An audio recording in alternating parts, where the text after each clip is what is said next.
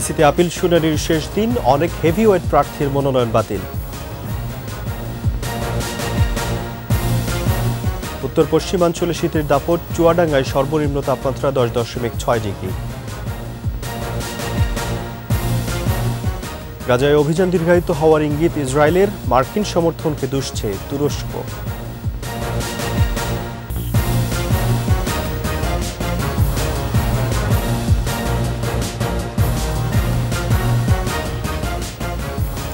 সচিনের first security ইসলামী bank limited সংবাদ শিরোনাম। আমন্ত্রণ দুপুর 12টার 21 সংবাদের সাথে আছি রাজিউর রহমান। দর্শক, 21 টেলিভিশনের সংবাদ একই সাথে সরাসরি দেখতে পাবেন আমাদের ফেসবুক পেজ www.facebook.com/2124 অনলাইনে। দ্বাদশ সংসদ নির্বাচনে মনোনয়নপত্র বাতিল ও বৈধতা চ্যালেঞ্জ করে শেষ দিনের আপিল শুনানি চলছে। দিনের শুরুতেই বাতিল হয় কক্সবাজার 1 আসনে আওয়ামী লীগের প্রার্থী সালাউদ্দিন আহমেদের প্রার্থিতা। এরপর ফরিদপুর 3 আসনে আওয়ামী লীগের শামীম হক, বরিশাল 5 আসনে স্বতন্ত্র প্রার্থী সাদিক আবদুল্লার প্রার্থিতা বাতিল হয়েছে। বরিশাল 4 আসনে আওয়ামী লীগের শাম্মী আহমেদের প্রার্থিতা বাতিল থাকবে বলে জানিয়েছে কমিশন। এই আসনে বহাল থাকছে স্বতন্ত্র প্রার্থী পঙ্কজ দেবনাথের মনোনয়ন। তবে হেরে যাওয়া প্রার্থীরা ইসির সিদ্ধান্তের বিরুদ্ধে উচ্চ আদালতে আপিলের কথা জানিয়েছেন।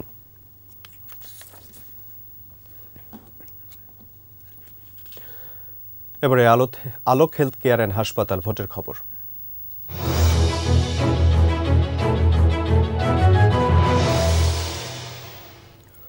গাইবান্ধায় জমে উঠেছে ভোটের রাজনীতি। জেলার 5টি সংসদীয় আসনে আওয়ামী লীগের মনোনয়ন প্রাপ্তিতে এগিয়ে নারীরা। গাইবান্ধা 1 আসনে আফরোজা বারীকে লড়তে হবে বর্তমান এমপি জাতীয় পার্টির ব্যারিস্টার শামীম হায়দার পাটোয়ারির সাথে। 2-এ মাহবুবারা গিনি এবং 3-এ উম্মে কুলসুম স্মৃতির উপরই আস্থা রেখেছে আওয়ামী লীগ। বাকি 2টি আসনে প্রার্থী আবুল কালাম আজাদ ও মাহবুব হাসানকে চ্যালেঞ্জ জানাবে জাতীয় পার্টির প্রার্থীরা। প্রতিনিধি আফরোজা লুটার রিপোর্ট জানাচ্ছেন ফারজানা শোভা। তিস্তা, যমুনা, ব্রহ্মপুত্র বেষ্টিত উত্তরের জেলা গাইবান্ধা। কৃষিপ্রধান এ জেলা গত 1.5 দশকে অনেকটাই বদলে গেছে। যোগাযোগ অবকাঠামোতে বদল আসায় লাভবান হয়েছেন কৃষক। প্রত্যন্ত অঞ্চলে পাকা সড়ক হওয়ায় মাঠ থেকেই কৃষকের ফসল বাজারজাত হচ্ছে। এ জেলায় একসময় শিক্ষার্থী ঝরে পড়ার হার অনেক বেশি ছিল। সরকারের শিক্ষাবৃত্তির কারণে সেই চিত্র বদলেছে।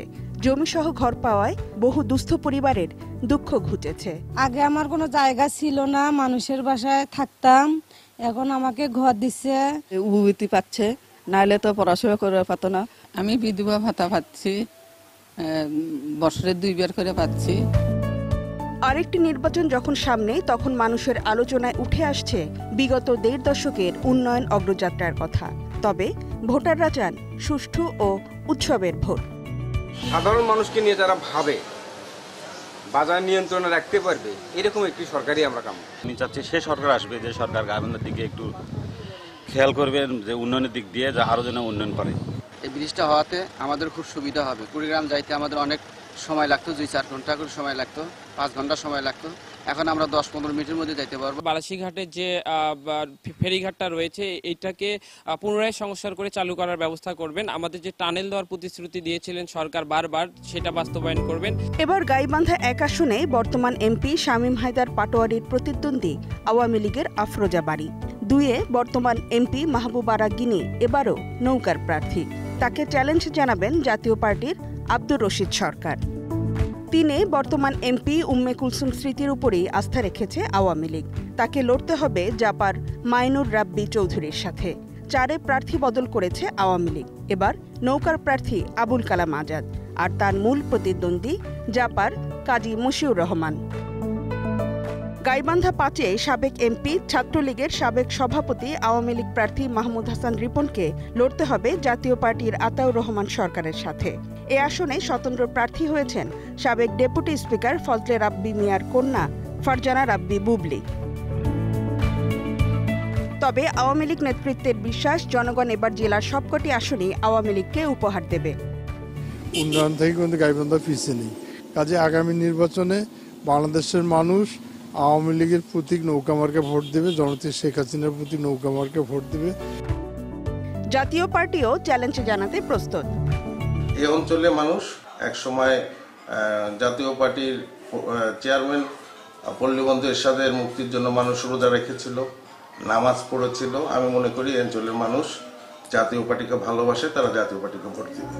জেলার ৫টি আসনে ২০,৫২,৬৯৭ জন ভোটার আগামী ৭ জানুয়ারি তাদের জনপ্রতিনিধি নির্বাচিত করে জাতীয় সংসদে পাঠাবে। ফারজানা শোভা, ২১ টেলিভিশন। চোখ ফেরাবো অন্যান্য খবরে।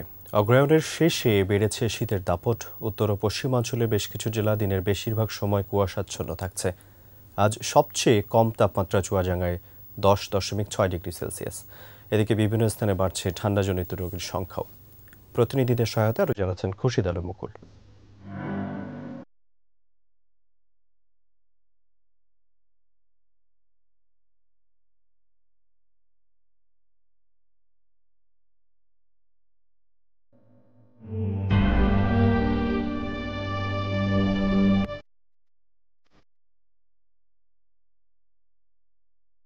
গেল কয়েকদিন ধরে দেশের বিভিন্ন জেলায় তাপমাত্রা কমেছে অস্বাভাবিক হারে।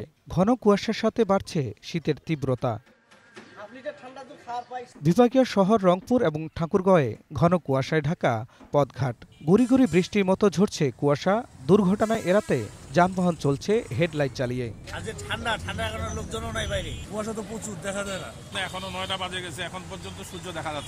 উত্তরের আরেক জেলা নীলফামারীতে সন্ধ্যা নামলেই কুয়াশায় ঢাকা পড়ছে চারপাশ। থাকছে দুপুর পর্যন্ত। খড়কুটো জ্বালিয়ে শীত নিবারণের চেষ্টা সাধারণ মানুষের। গরম কাপড়ের দোকানগুলোতে বাড়ছে ক্রেতার ভিড়। ঠান্ডা বাতাস। কিছুদিন আগে আমাদের এলাকায় গুড়ি গুড়ি বৃষ্টি হয়েছিল। বৃষ্টি হওয়ার কারণে শীতটা আরো তাড়াতাড়ি চলে আসছে। বাড়ির সদস্য অনেক, আমরা এখানে আসিয়ে অল্প দরে কাগজ চাপড় কিনে নিয়ে। তাপমাত্রার পারদ নামছে সবচেয়ে উত্তরে জেলা পঞ্চগড়েও। ঘন কুয়াশার সাথে হিমেল বাতাসে ব্যাহত স্বাভাবিক জনজীবন। কুয়াশার ফাঁক গলিয়ে সূর্য উঁকি দিলেও তেমন একটা কমছে না শীতের তীব্রতা। রাস্তা দেখা যায় না, কোনো কাজ কাম করা যায় না।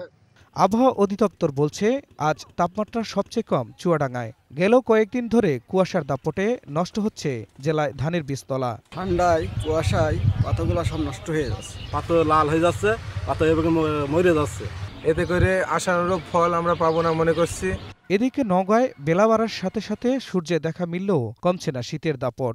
রোজগার কমায় বিপাকে পড়ছেন খেটে খাওয়া মানুষ।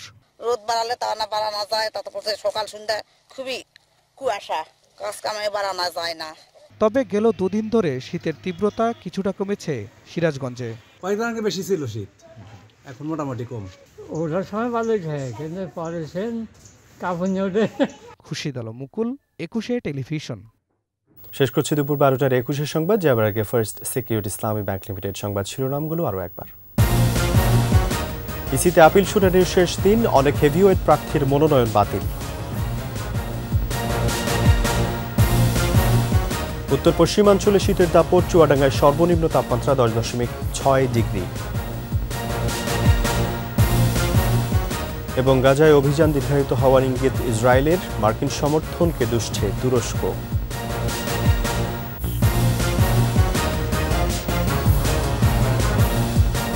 সর্বশেষ খবর জানতে ডায়াল করুন 2021 নম্বরে আর ভিজিট করুন 21-tv.com এই ওয়েবসাইটে। এছাড়া ফেসবুকে ভিজিট করতে পারেন facebook.com/2124 অনলাইনে।